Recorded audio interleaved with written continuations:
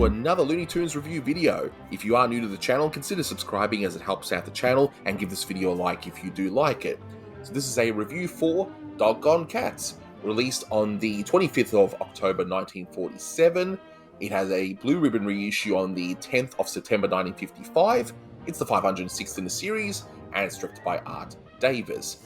Now, I can't show you the cartoon in full because of copyright reasons, and there isn't really a restoration out there, but I'm sure if you look hard enough, you can find it on the internet, of course, but it's also on Laserdisc if you really need a physical copy. And again, because I can't show you the full cartoon, just a quick synopsis before we get underway. So basically, a dog that was tormenting two cats is asked to deliver a package to Uncle Louie. So the two cats he was tormenting, one of them Sylvester for some reason, decide to torment the dog while he tries to deliver the package. And with me today is my fellow cat, Blue Genocide. Say hi. Hi, everybody. Well, I sort of dragged you in this one because we were going to record another one, so I said, hey, let's get you on this one too. Why not? Watch something new because I hadn't seen this one before. I had never either. I had never even heard of it. Sure. It's a title that I'm sure is a Tom and Jerry cartoon as well, but... yeah, maybe.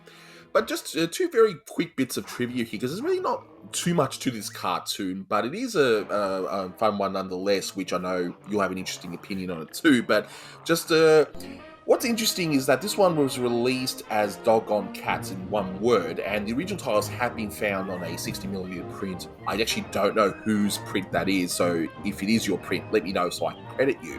But when it was redone for the blue ribbon reissue, for some reason it was two words, Doggone Cats. But anyway, that's thought it was interesting that they went around and did that. And in this short, Sylvester is actually silent, and he also seems to be second in command to this orange cat. And this shows how versatile Sylvester really was as a character. You could have him silent in some shorts, you could have him talking, you could have him being a father, whatever. And it also shows there was just no real consistency when it comes to character usage. I mean, you just got to look at Bugs Bunny between the 3 or 4 units at the time. So there you go. Now, you watched this for the first time today. I mean, what are your general thoughts on this Art Davis short? Well, I do think that Art Davis is a pretty unsung Looney Tunes director. I really think that Art Davis, if he had a bit of a longer tenure as a director, he would have done some great stuff, and he definitely did in the time. That being said, I don't think this is a highlight. The positive I have is that I really think that Sylvester is drawn very funny in this cartoon. There's a lot of poses that crack me up. Other than that, though, I don't find the orange cat that funny, and I don't find the dog to be a fun foil. Other than that, it felt very standard. Okay, but sure, you laughed at that whole boats for hire gag, where just that added little touch where the cat goes out to the boat, but then he goes back to the booth, pays for the boat hire, and comes, well, the dog rather, doing that. I find with Art Davis at this period of time, I mean, they've got their own flavor. Like, I'm noticing, having watched a few of the Art Davis shorts, he seems to have his own touches, and they also seem to fill in the gap for what Clamper had provided up until this point, where it was all crazy, the crazy unit, quote unquote. And I'm glad we got this craziness here. But are there any gags that stood out for you in this short? Like I said, most of the time I was just watching Sylvester. He's really funny in this cartoon. There's some poses where he's got like a beer belly. He really dopey look on his face. Like, I always thought that was really funny. But the premise of the cartoon, where the dog is like holding onto this package and the two cats are trying to get it, it's like, all right, well, this is already a pretty throw dog and throw doggy.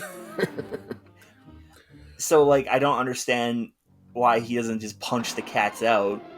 Like, he's clearly capable of doing it, because later on in the short he does punch one of them.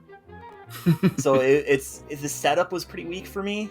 Sure. And then the punchline at the end of it, where it's actually the cat's food, like, and then the dog gets upset, but it's like, well, you're gonna get punished if he didn't bring the food, so why are you upset? Like, about that. Like, sure, it's an ironic thing, and maybe you could have cursed it out, or maybe they could have done a gag where he just thrashes everybody in the house and he's the one eating the dinner, or something like that. I Okay. just think that the ending is a little bit, it falls a little flat. Okay. I mean, look, contrary to yourself, I love the whole setup and I love the gags that followed and just the acting with the two cats deciding, aha, we can now get revenge on this dog. He's not supposed to drop this package, so we're going to torment the living hell out of him. And the punchline at the end, you could sort of see it coming, but I personally enjoyed it. So it's just one of those differences in opinion. Um, Yeah. but just to finalize this one, I mean, how would you rate this cartoon out of 10? See, I hate that. I'm gonna be so negative, but I think it's 6. I really thought it was mostly forgettable. Well, I mean, I personally gave it an 8. I found it really, really funny, but it's a difference in opinion, and it will be interesting to see who in the comments section will Roast side me more with alive. you and side more with me. But I'm sure we can both agree that the restoration for this would look really awesome, but it's got a few bits in the beginning that might prevent this from being on HBO Max. But Like I was telling Anthony, a fun game I like to play with these unrestored cartoons is, let's try to find the one joke that's preventing this from being on like a normal disc release. And it drops like almost immediately. There's this gag at the beginning where the dog is walking in a very unfortunate Chinese stereotype. plus the Native American chief later on too. So so it's got a nice little double whammy. But look, it's very minor compared to something like Going to Heaven on a Mule or something. So so I think this one at least has a chance versus a big nup to Going to Heaven on a Mule. So. Right. So we'll wrap things up here on this one. So as always, guys, thank you so much for listening to me and to Blue. Let us know who you agree with on this one, and until next time, take care. Woo, whoop.